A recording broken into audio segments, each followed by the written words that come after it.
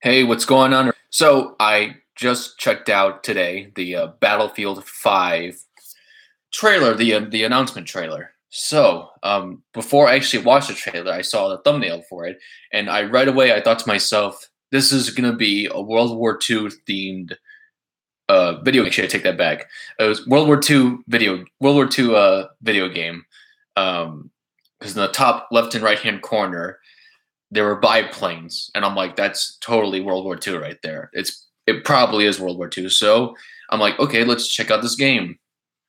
I watched I began to watch the gameplay, and right away I was very confused, like because I heard a girl talking like as one of the characters, and I'm thinking to myself, okay, like what's going on here? And then I'm like, wait a minute, is this really a World War II game? And then like she had a Thompson machine gun. I'm like, okay, I see. I think I see what they're going for here. Maybe this like a French Resistance person or some character or something like that, because the French Resistance had men and women in it, so maybe it's like a French Resistance character or something. And then they go up the stairs, and then I see some tanks going there, coming towards the building, and I'm like, I had to take a moment. I had to pause for a moment because I'm like, wait a minute, like what kind of tanks are those? Like I was expecting like a something else more common, like a Sherman tank or something like that. And I soon began, and then they jump out the window, and then all of a sudden they're like, then I know like the vehicles that they're around with they have the British Union Jack on it. So I'm like, okay, are these British troops somehow? Like what is this? And I quickly began to realize this is definitely a World War II themed game. Themed being the key word here. Hey, what's up, Brian? So yeah, with Battlefield 5, I was beginning to realize this is a World War II themed game. Themed being the big word here for Ryan and for anyone else watching. And I definitely realized that definitely towards the end, because at the end they show a Nazi German V2 rocket. I believe it was a V2 rocket, and it just randomly comes out of nowhere. It just randomly comes out of nowhere and just flies down and hits the ground. I'm thinking to myself like, uh, I know they had V2 rockets in World War II, but they weren't that common that they could just like the Nazis couldn't just use them whenever they felt like it. They had a limited supply of V2 rockets, and they aimed them at like certain say those are mainly what those missiles were used for. Like they launched them against London in the later stages of the war, and they launched them against more solid foundational targets that don't move very often. Uh, just going out after the shower after a long day with working with concrete. Hope you are doing well. Thank you, Ryan. Yeah, dude, that makes total sense to me. Definitely. I hope you enjoyed your shower, because if you're working with concrete, I'm guessing you work in construction a lot, and that could be a lot of physical labor and stuff like that. A lot of physical work. I haven't done construction per se. I've had brief experience in woodworking and carpentry as an assistant, so I have an idea of how it could be a long day of doing that. So I'm glad you're watching the stream, dude. Really appreciate it. Really hope you're liking it so far. So like I said, I'm talking about Battlefield 5. Kind of rambling on here, so I'm going to kind of get to my point here. Basically, Battlefield 5, this trailer gave me the impression this is going to be a World War II themed game. Accuracy of history is definitely taking a back seat in this game, and the people behind the game are taking a lot of artistic liberties just based on what I saw in the trailer.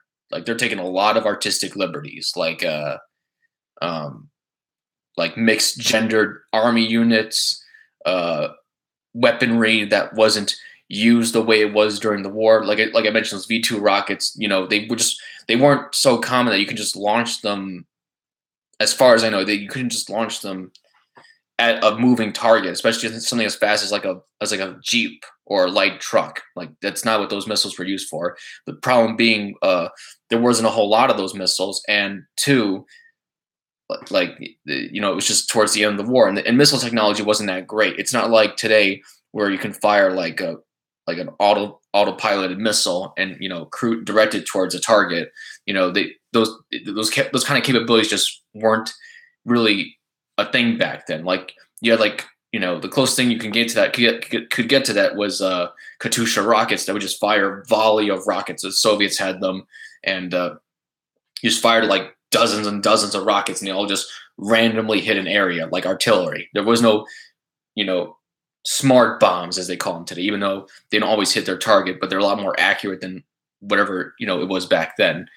But yeah, so I didn't know how to really feel about the game because I was kind of like, I was part of that being is because I was so confused in the beginning, like first minute or minutes. I was kind of confused. I'm like, wait a minute, this is a World War II game. Like, it seems like you're going for a World War II thing, but I'm not totally sure if that's what it is. Like, I was kind of confused because like some of the vehicles I didn't recognize at first. I was kind of confused as to what was going on per se.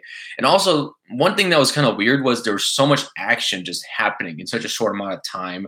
Like the player is literally dodging like all these things, like bullets, infantry, and then the German biplane comes out of nowhere and just lands on the ground. The guy just jumps right out of the air. A lot of stuff's happening in a short amount of time. So like they really just packed so much stuff into that trailer, and I only watched it once so far. So there's probably some things I'm not remembering right now.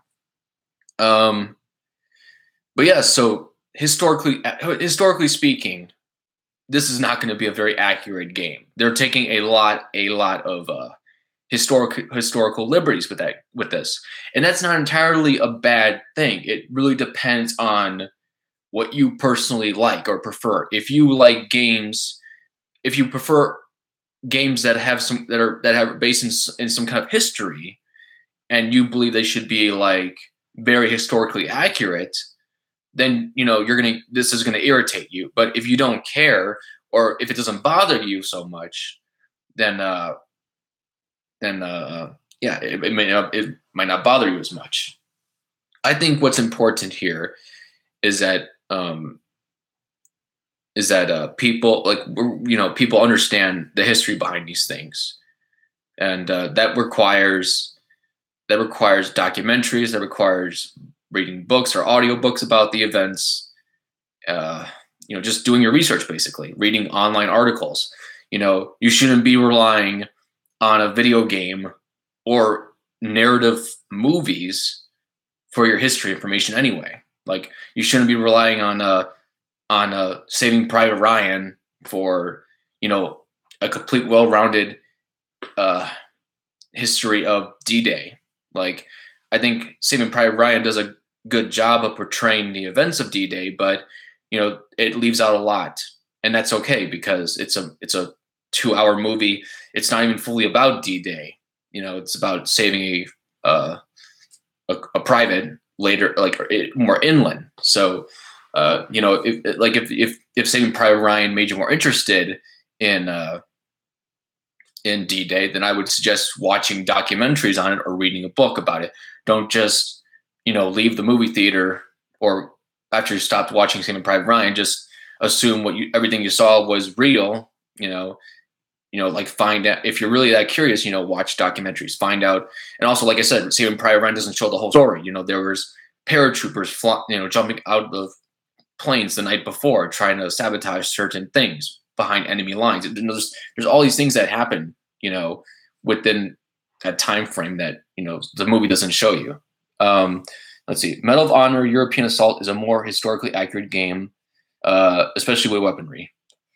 I haven't really played Medal of Honor European Assault, but I'll take your word for it because I have seen older clips of like Medal of Honor games, and they do seem more historically accurate. Those older World War II games, these newer World War II games, they like Call of Duty World War II, and in this game, they don't seem to really they don't focus so much on historical accuracy. That's what it seems to be about with these two games here.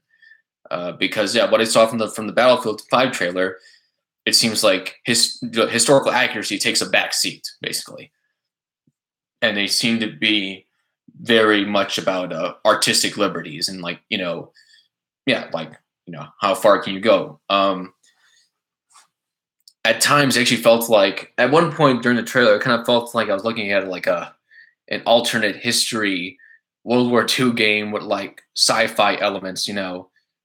That's I mean, like it was kind of funny because I was expecting a more not realistic, excuse me, I don't like using that word, historically accurate game, and then I'm just like, there's all this stuff happening in this game trailer, and I'm just thinking to myself like, yeah, this is definitely not historical accuracy is not emphasized in this game. And like I said, that's not entirely a bad thing.